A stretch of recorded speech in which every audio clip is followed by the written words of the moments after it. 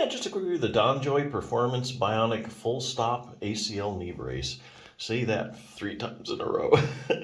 Anyway, this is kind of a unique brace, I think. It has 2 hinges on each side.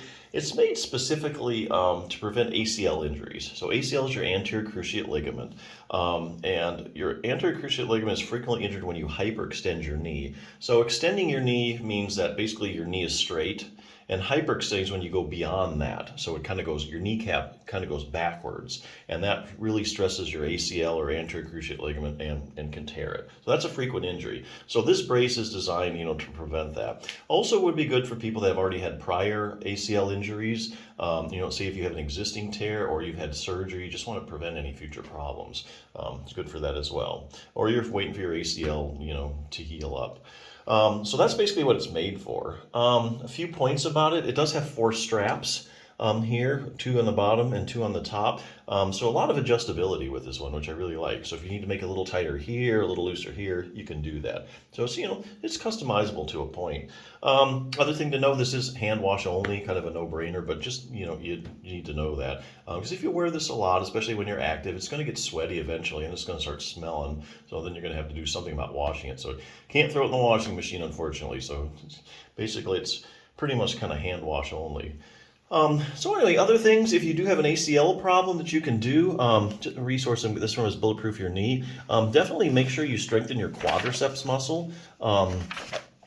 Basically, not just ACL problems, but just about any knee problem you can name. I can probably show you a study that's showing you probably have a problem with your quadriceps muscle, meaning it's either weaker than normal, or if they do a CT scan, they look at the cross-sectional area, it might be smaller than normal. So keeping your quadriceps strong is really a big deal. It's a selective problem too. So it's not just, when you take a person with a certain knee problem, like say an ACL injury, and you muscle test all the muscles around the knee, the quadriceps are the ones that really take the biggest hit.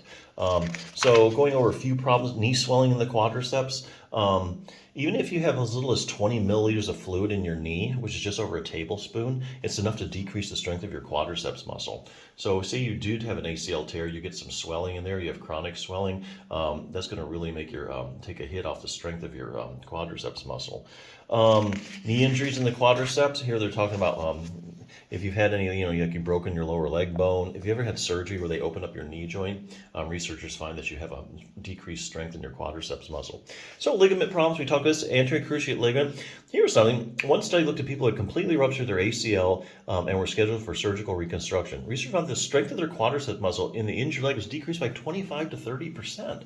So that's a huge hit in your stability, because the quadriceps is really a big stabilizer of your knee. It's the main stabilizer. It really holds everything in place. And if you knock the strength down 25 to 30%, kind of hard to come back from that and get pain-free.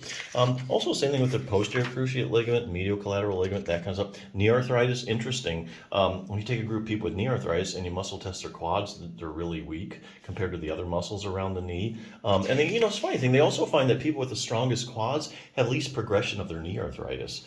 So the stronger your quads are, it kind of interrupts the whole pathological process too. Patellofemoral pain syndrome, the list goes on and on.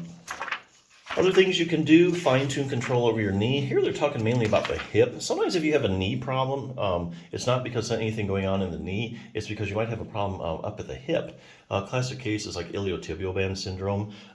If you take a group of people with iliotibial band syndrome, you muscle test them, they have unusually weak hip abductors. And that's a muscle that keeps your pelvis level when every time you take a step, brings your leg out to the side. Likewise, here again, randomized controlled trials, if you take a group of people with iliotibial band syndrome and you strengthen their hip abductors, iliotibial band syndrome starts to go away. So isn't that interesting? Knee flexibility, we all know you need to have a flexible knee. It needs to bend and straighten. What a lot of people don't know is that your knee also rotates. So about the last 10 to 15 degrees of extension, that's you straightening your leg, it actually rotates laterally or out to the side. And here's a little test to see if you have that motion. It's an accessory motion that you really need to have a fully functioning knee.